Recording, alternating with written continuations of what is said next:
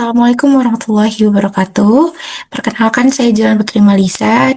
Pada kesempatan kali ini saya akan memaparkan hasil akhir dari mata kuliah metode penelitian dengan judul Analisis Performa Klasifikasi Berita Hoax Berbahasa Indonesia menggunakan representasi Term Frequency Inverse Dokumen Frekuensi (TF-IDF) dan algoritma machine learning.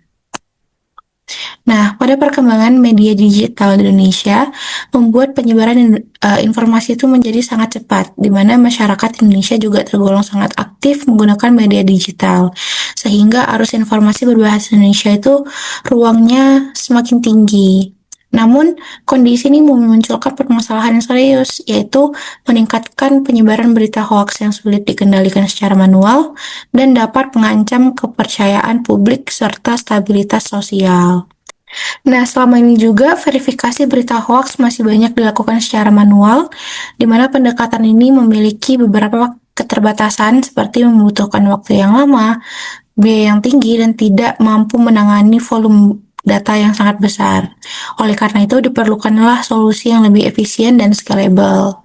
Nah, penelitian ini mengusulkan pendekatan komputasional menggunakan machine learning untuk melakukan klasifikasi berita secara otomatis berbasis data teks, di mana berdasarkan studi sebelumnya masih terdapat gap penelitian karena masih banyak penelitian hanya fokus pada satu algoritma saja dan menggunakan evaluasi yang terbatas seperti hanya akurasi.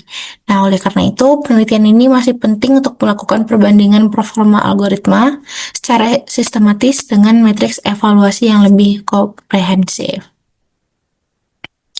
Nah, berdasarkan latar belakang tersebut, rumusan masalah dalam penelitian ini ada dua. Yang pertama yaitu bagaimana performa algoritma multinomial naive Bayes, super vector machine, logistic regression, dan random forest dalam mengklasifikasikan berita hoax berbasis bahasa Indonesia berbasis TF-IDF. Dan kedua, yaitu algoritma manakah yang memberikan performa terbaik berdasarkan matriks evaluasi seperti akurasi, precision, recall, F1 score, dan ROC, AUC.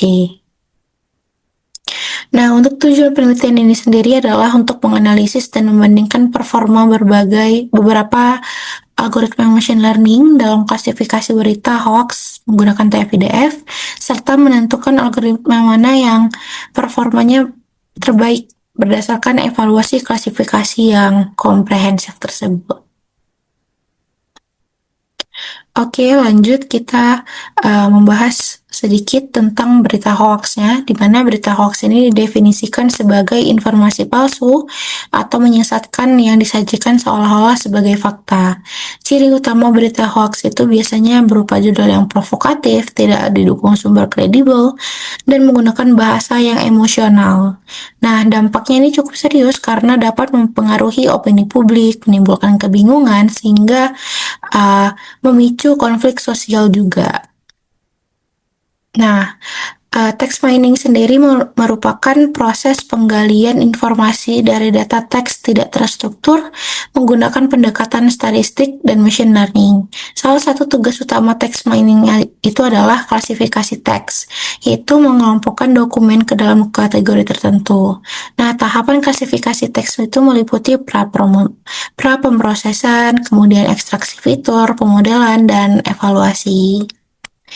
Kemudian menjelaskan sedikit representasi TF-IDF ini, di mana dalam penelitian ini representasi fitur ini digunakan untuk mengukur tingkat kepentingan suatu kata dalam dokumen relatif terhadap keseluruhan korpus, di mana keunggulan TF-IDF ini adalah mampu menekankan pengaruh kata-kata umum dan menonjolkan kata-kata yang bersifat diskriminatif, sehingga efektif untuk data-data yang berdimensi tinggi.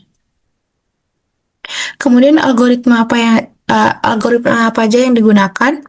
Penelitian ini menggunakan 4 algoritma machine learning, di mana pertama itu multinomial naive Bayes yang digunakan sebagai model probabilistik berbasis teorema Bayes. Kemudian ada super vector machine yang dimana dia itu bekerja dengan mencari hyperplane optimal dan efektif untuk data yang sparse.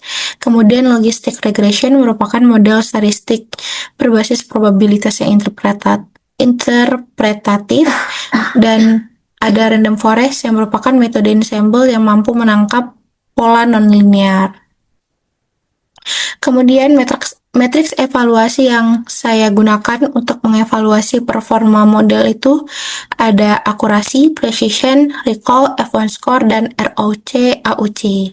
Selain itu, penelitian ini juga menggunakan uji statistik seperti MT-NEMAR dan Friedman test untuk memastikan perbedaan performa antar algoritma itu bersifat signifikan secara statistik.